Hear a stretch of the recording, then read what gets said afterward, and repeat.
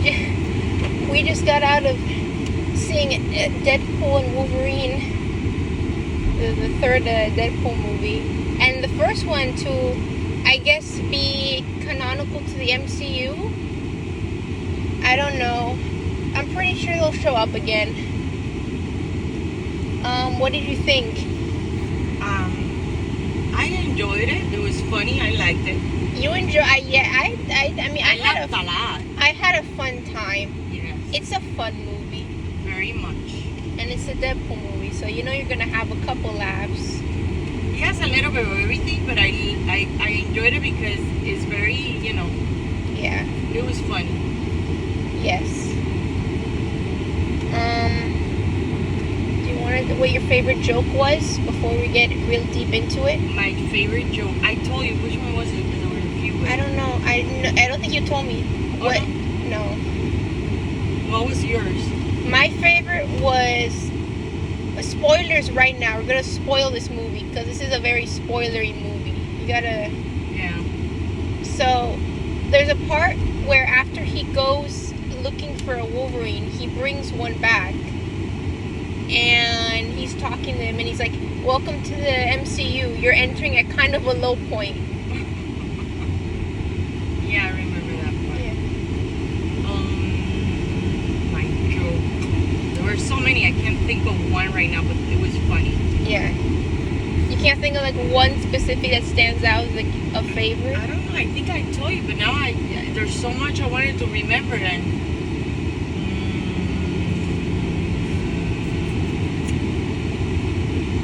no. No. If Okay. I remember, Okay. Let's talk about something else, and maybe you'll remember. Right. Let's see. What did you think of the like? What did you think of the duo? Like the interaction? Wolverine with Yeah. it's a good match because Wolverine is kind of a serious. Yes. You got the serious one with like the silly one that doesn't take anything serious. And Deadpool, it's like silly. Even though he's like he has the power, but he's silly. They have like the same power of like regenerating, so they can't die. Right. So there's like a running gag where like they'll randomly start fighting, just injuring each other like really bad, That's horrendous a spoiler. way. I know. No, I mean they fight. They fight each other, and they're like, A whole day because he started during the day and then. yeah, no, but there's one scene where they fight immediately after getting sent into the void, and then there's another one in the car. Right. Oh yeah, right. But like the thing is, they both have healing factor, so they regenerate, so they can't die, so they just keep fighting. I'm fighting until like they're exhausted, Yeah. Yeah, that's true. Yeah. What else? Oh my God, there were so many things. There's so many things. I'm just trying to focus on this one right now. Okay. I liked the duo. I think it was a good match. A very funny dynamic. I like the development of it, where they started. I mean, mostly it's Wolverine. I guess it's on both sides. They both don't like each other really. You know, Because like Deadpool's kind of jealous of him because of how important he is, right? and Wolverine just finds him annoying. So it's like, Yeah, they kind of like have the same feeling towards each other, so yeah. it works out. But it's like near the end, they kind of become friendly or friends to each other. Yeah, They come to care. right. Yeah. After everything they go through. Yeah. Because let me tell you something. It's like. a very buddy cop movie. The movie's Think long. about it. The movie's long, but you It's don't long, get but bored. doesn't feel long. Right, that's it. It goes by very quickly. And what I like, believe it or not, I'm thinking of it, everything is explained because like Deadpool tells you at the beginning how he got there. Yeah. Surely, but it tells you, explains you the flow, Can we talk about the opening credits? Where it's him fighting a bunch of TVA agents to the song by NSYNC. Uh-huh. I liked it. I thought it was liked amazing. I loved it. And I like it because it explains, how we got there. It's setting up the mood of the movie. Exactly. Yeah. And he does a good... Was he the original? It's Ryan Reynolds. That's who. Ryan Reynolds Yes. is the original Deadpool. He's always been. No one else has okay. played him Okay. in live action. He's good. He's good. Yeah. But what do you think of Hugh Jackman, though? Do you think he still got it? I think he's getting old, you know. So eventually. Well, he's shredded. Yeah, but he is. He's fit. Extremely. It's like fit. someone who's like in the his girl 50s. even says that the lady at the end says, "Oh my God, Yeah. yeah, he's fit." Oh, and he mentions there's a scene where he mentions about his divorce. You No, saw? no. I think that was made before it happened in real life, though. You think Yeah, so? I think so. Yeah, But, there's you like know, the joke about divorce. But he actually getting. I know, Oh, he okay. got divorced in real life now. Right. But I think that was done before it happened. Yeah. But Hugh Jackman can still be, can still be jacked, as Oh they my say. God, yeah. He's shredded. There's straight up a shirtless scene near the end. And it's like, how is a man in his 50s still doing this? Yeah. He has his looks. That's true. So let's move on after the shred. Yeah, no, that's it at the very end. Uh-huh.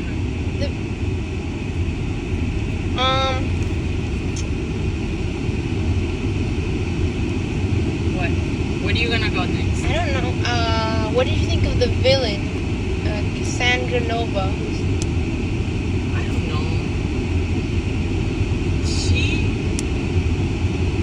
She's evil, and that's really it. That's her whole thing. That's it.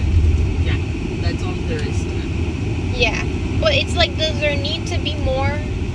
It's a superhero movie, so they need like an antagonist. So it's like, Right. I don't know. That movie doesn't really feel like, you know. like it needed an antagonist or a villain.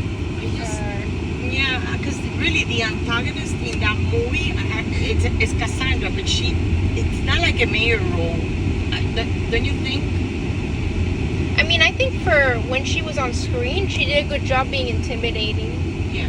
Like, she came off as someone who knows she's powerful, so she never really worries about anything. Right. So, Not even when she's kind of. even when she like actually gets hurt, like Right. stabbed or shot, what she does at points in the movie, she doesn't really worry because her powers can like heal her. Or Exactly. so, So she's not even concerned about that. yeah. I don't like the ATV guy, whatever. I don't know. Paradox. We'll get to that in a second. Oh, okay. I don't really. Her motives are kind of everywhere. Like, she says she's fine being in the void, controlling it, but then she's also fine with destroying other universes. Like, that just suddenly becomes a motive for her. Right. Because she feels like she was there fine, doing whatever. She just becomes like another villain that's like the whole thing. I just want power. Right. That's it. I just want to know I can. And that's it. Yeah. You know, it's not I mean, an influential antagonist. I don't feel as negatively about her as I do of the Paradox. The TV. Right. I didn't. Let's talk about Paradox. I felt he was very unneeded. He was like a secondary antagonist, but as the movie went on, it kind of felt like, why do we really need this character here? And also, I don't know. That actor, I didn't like him. Like, I don't. You didn't like him? He's done other shows that I've seen him in, but I don't know. I don't know. I didn't feel like. I feel like you could have had the TVA in this movie. You didn't really need him as like leading a separate like off-grid branch or something. I don't. Yeah. You know. I just felt like that whole thing was unnecessary. It doesn't bother me. And then he just kind of gets taken away. Like, nothing really is completed with his character. And he just gets, like, overpowered by Nova anyway. So it's like, what was the point of him? Also, what was the point of Pyro coming back just so he could be, like, a double agent working for the TVA? And then it's never really explained why he does that.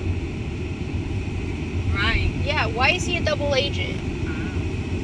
And he gets killed. Yeah, so that whole plot point was for nothing. It didn't mean anything. Right. And that happens through the whole movie with a few characters, which you won't know what's gonna happen to them. Yeah. So. You know. I mean, the movie's like fun because you get to see all these cameos of like other Marvel characters. Right. But like the way they use them is very strange. Like I guess let's talk about our specific cameos. Chris Evans appears. He comes back as like Johnny Storm, the Human Torch, and he's in it for like a short time, and then he's just killed. So you know he's not coming back. No. Right. And he's only really there to set up like a running gag that is paid off at the end, like at the post-credit scene. Right. Which you understand all the way at the end. Yeah. Right. I don't know. Him, it's another character, like, you know. I feel like the only cameo they really used, like, to their advantage as was the Pyro one, which is weird to say because I didn't really like it, and the X-23 one because that's like paid off at the end because she shows up fine. Right. All the other cameos were there because they could, because it was the Void, ZVA. They couldn't do that, but I don't know. I feel like the only potential they had was when Deadpool and Wolverine were saved by that Resistance that had like all the other characters like the Blade and Elektra and Gambit. I know they were like the only real one that got fleshed out. It's just like they and then even then they don't do anything. They don't pay it off at the end. No, because we don't know either. So. We only know Laura X-23. We only know she's still alive. We don't know because there's a dinner scene at the end, and Laura is there confirmed to be alive, and she's hanging out with them. But we don't see the other three members, so it's like, where are they? Did they get killed by Eliath? Why aren't they there? Right. At least to like have some closure with that. Well, that's left open. I don't think it needed to be left open though. You could have had them there. True, but you know. I mean, what did you feel? How did you feel when Jennifer Gardner and the Wesley Snipes showed up as Elektra and Blade?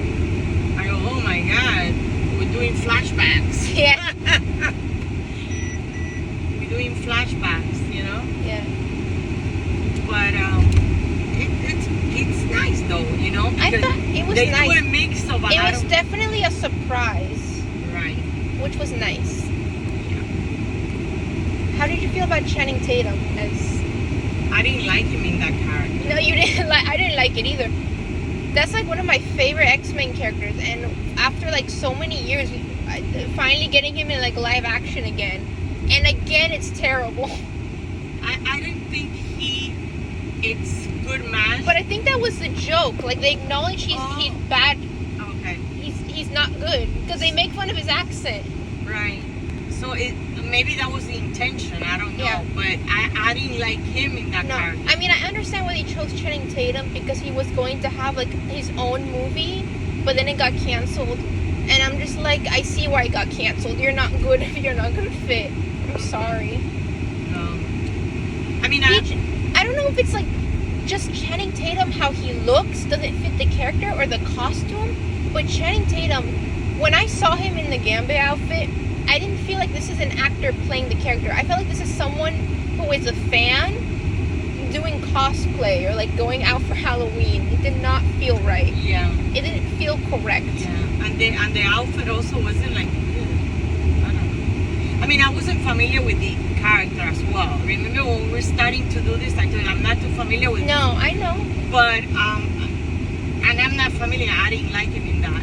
But you know, he delivered. You know, they did the part. Yeah. And you know. I mean, there wasn't a terrible acting performance. It's just like the way some characters were used is I have the problem with. Right. Me too.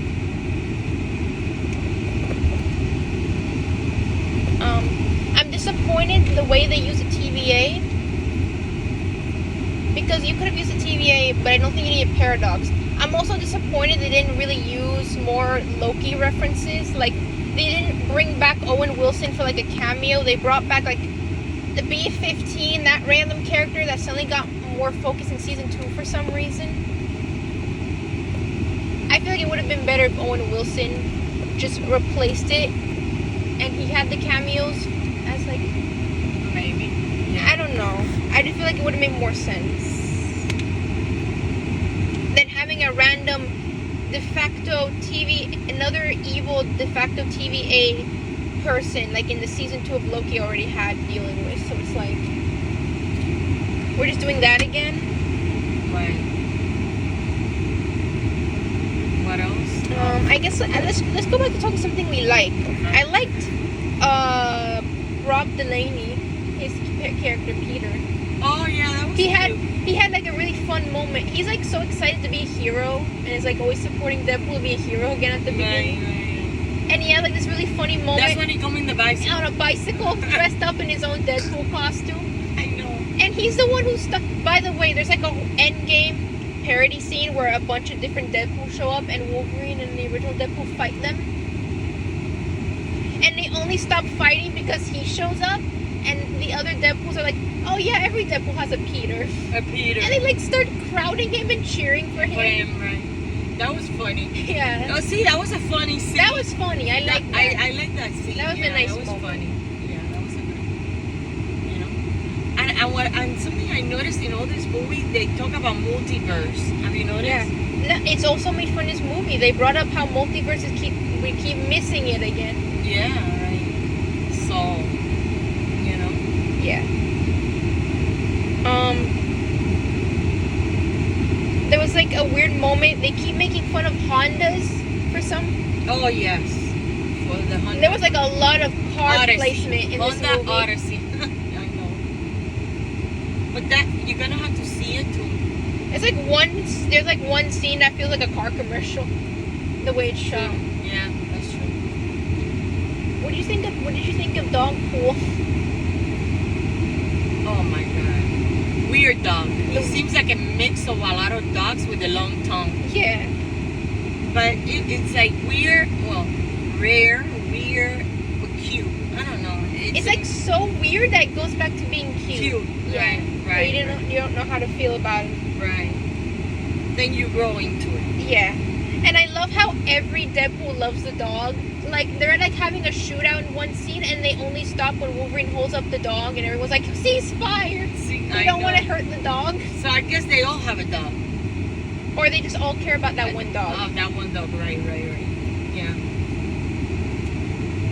I mean, I like animals in movies, so I'm fine with that inclusion. I thought it was cute. That was cute. I agree. And also the scene where, like, the dog keeps licking his face, and he kind of, like, licks it back a little. Like, you see his tongue going. He's, like, obsessed with the dog. Yeah. Every time we see the dog, come to Papa. Yeah. That was funny. Yeah. I'm trying to think of something else. I had something. I liked the message the movie was going for. Yeah. About caring about the people you have, appreciating the people you have in your life. Mm-hmm. You know, because Deadpool, he does have like this little family made of his friends, and you see at the beginning because they're celebrating like a birthday for him. Right. And that's like a running theme through the movie. He carries around like a picture of the birthday. True. And there's this one scene that actually has like a very powerful line that I really like, where he says, it might be 9 people in this picture, but to me that's my whole world. Right. That was cute. I like that. Yeah. And that parallels with like the Wolverine and his whole thing, where like in his universe all the people he cared about died, and he feels like it's his fault. And the whole movie's like feeling he needs to find a way to redeem himself from that, and in the end he does find again people who can care, and he comes to care about again. Which is where you get that scene at the end with them at dinner. Right. That was a cute ending though. Yeah. The ending was cute. Yeah, I like that. I like those moments. Those were nice. Though they were surprisingly heartfelt for a movie that's mostly kind of comedic. Comedic, yeah, true. But it was nice, you know? Yeah. It was funny. The ending was cute. Yeah. Where they all like a family together, sharing some time. Yeah. Okay. What else did I want? What else did I want to bring up? This movie has really good song choices. True. I really like the music in this movie, which is an odd thing to say, but it has like the best music selection in a superhero movie. It's just like like a bunch like when Like the first time he sees the puppy, Lady It's Lady Red. Yeah. and like when they're fighting all the Deadpool, it plays like is it like a prayer by Madonna? Yeah. Right. That's my true. God. That's good song choices. Yeah. True. There's also this really funny running gag where people keep blaming Deadpool for killing Johnny Storm because he told Cassandra that he said all these insulting things about her. Right. And then it's paid off in the post-credit scene where you learn he did say all that stuff. And he said it. He actually. He said it verbatim. He quoted him. Everything, like just like he said. Yes. That's the post credit, but it's cute. It's fun. It's a funny payoff Yeah. for like a little running gag from the movie. At the end, right?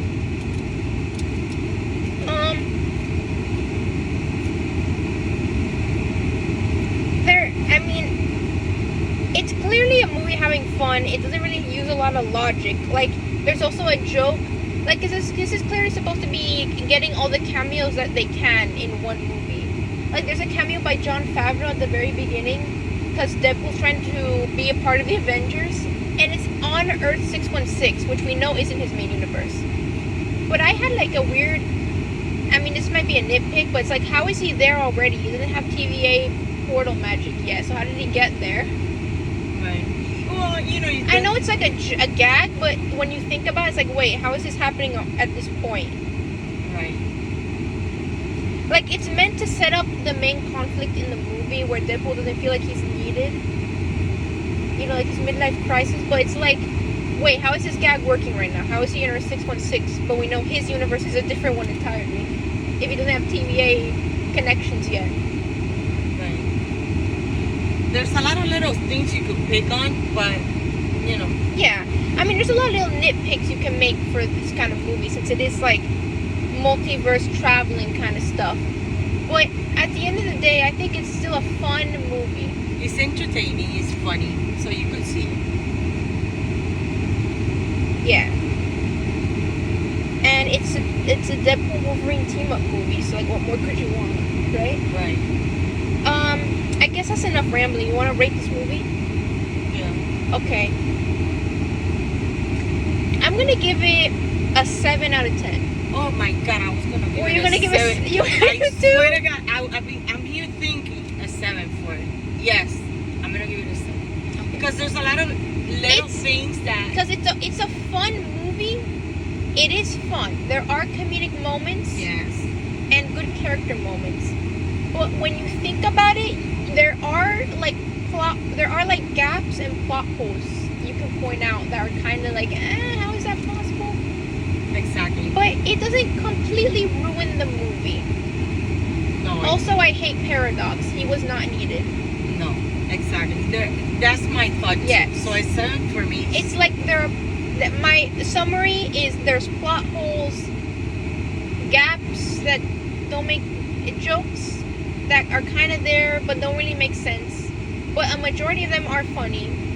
It's a fun time. There are good character moments, and I hate Paradox. Let's see. Yeah, right. Okay, 7 for me. And also, Owen Wilson should have showed up.